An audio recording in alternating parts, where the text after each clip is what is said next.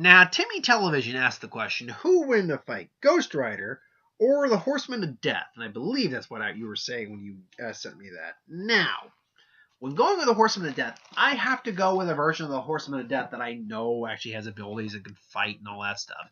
Now, the one I normally go to is the one from Darksiders 2. Darksiders 2, basically, you're playing as Death. You're playing as a Horseman of Death. He has many abilities. He's quite powerful. He's one of the 4 horsemen. He's a Nephilim. So he's quite powerful. Now, Ghost Rider, we'll go with the Johnny Storm one because that just seems to be the basic one. Johnny Storm is when he becomes the Ghost Rider. I mean, he has very high motorcycle riding skills, but when it comes to rider, his strength is not incalculable, but it's fluctuating because his relationship with the rider is very fluctuant. But generally speaking, his durability, he tanks almost every hit, unless it's a hit from like a holy object of heaven or a being of comparable magical strength. He's not going to be able to.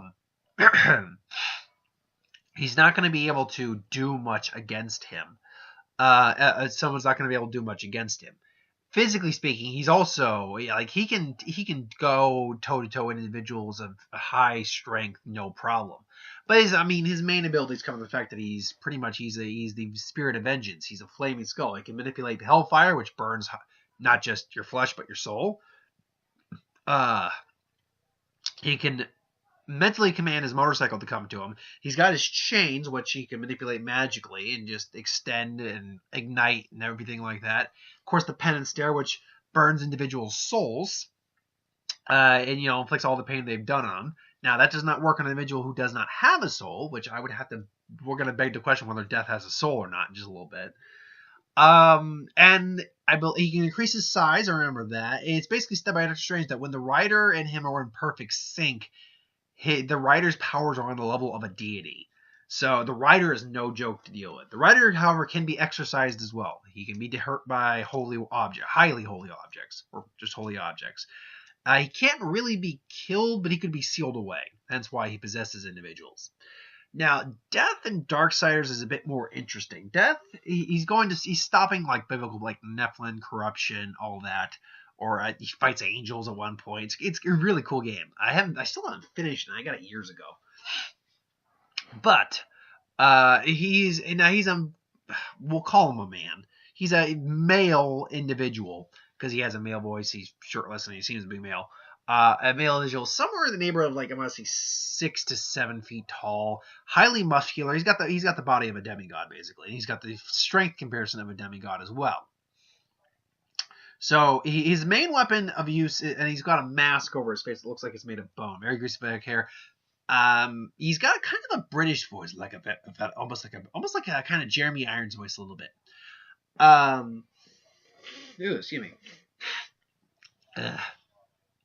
Now, his main weapon of choice is normally his scythe. However, he also wields hammers, he wields axes, he wields blade gauntlets.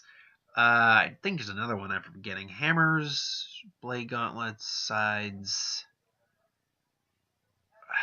I want to say there's another one that I'm forgetting. But no, yes, he wields a wide arsenal. They all are capable of being equipped with like elemental energies and things along those lines. Usually like lightning or holy energy or dark energy. He's got many different abilities, including raising the dead, healing himself, duplication, where he can duplicate himself, an energy grasping technique where he has an ethereal arm that grabs things, either an opponent towards him or a ledge to help him move around. He's capable of creating portals in certain spots. They have to have a unique symbol on it for that to work, though. But what I should note, when he makes a duplicate of himself, he is only doing the main body actually like freezes in place. And he can travel to different spots beyond that location, but he's got a limited range. Otherwise, he will return to his body. And of course, he has, and I might be forgetting a few things. He has a gun from Strife that is like just rapid fire and automatically reloads. Very powerful. And of course, he's got his Reaper form, where he's nigh indestructible. All his abilities are extremely enhanced. He's capable of just ripping individuals apart, just ripping them to shreds. He's accomplished things including fighting off the corruption itself, like a golem that was huge, just huge. I fought that thing. That was a pain to fight, man. He also has his horse Nightmare, I believe, which is a flaming skeletal horse. So the question is, who wins in this fight?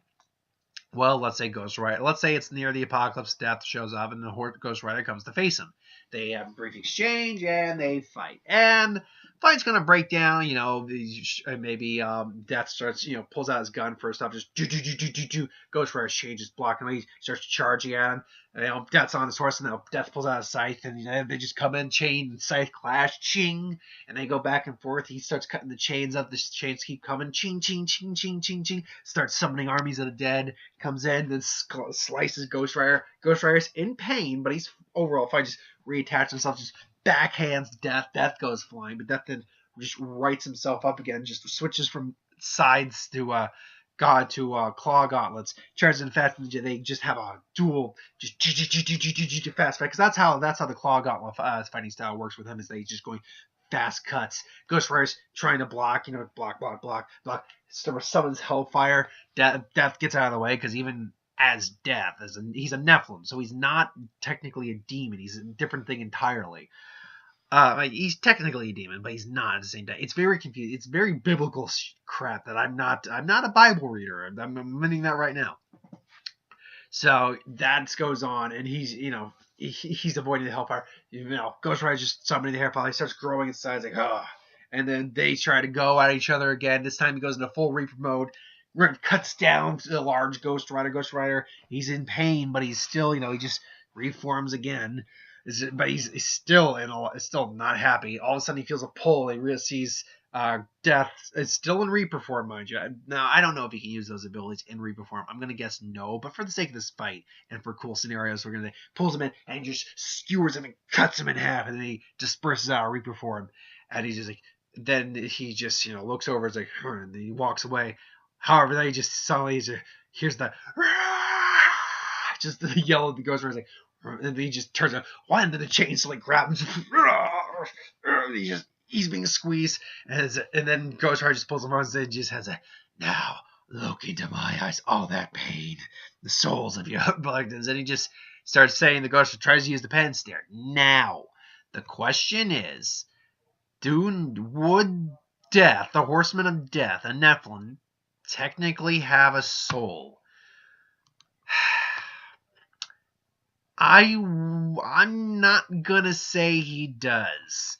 And the reason for that is this. I'm not saying that a demon can't have a soul. Hellboy has proven a demon can have a soul. I'm not saying that other,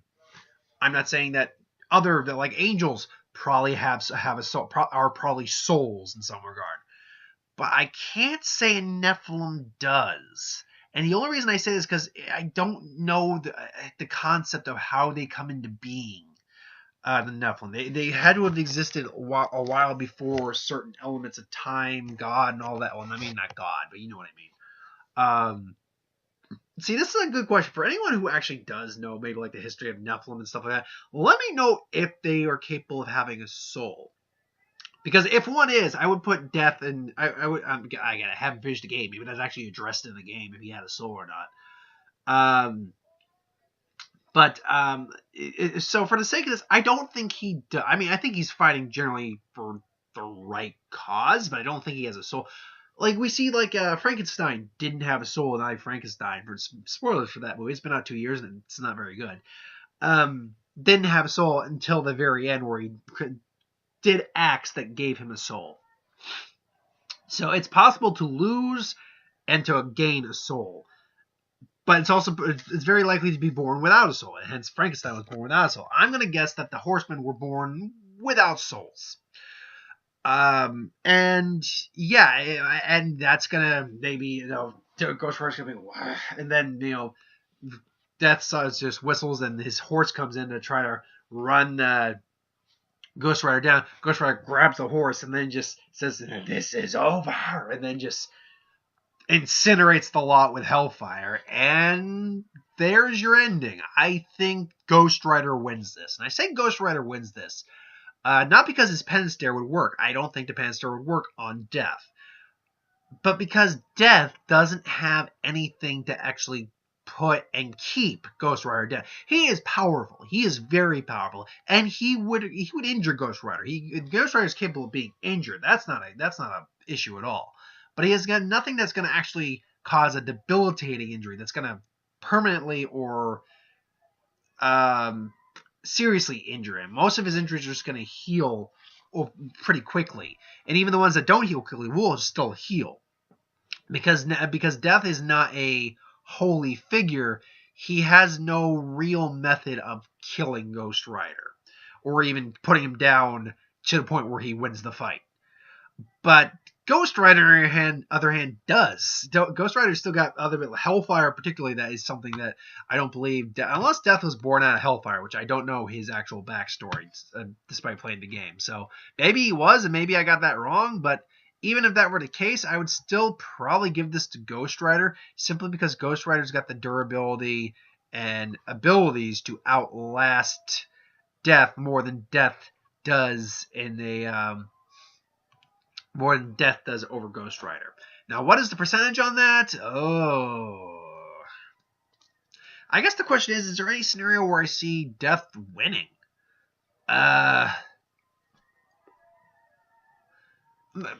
Maybe if he decapitated Ghost Rider would be temporarily out of service enough to declare that a fight a win for Death.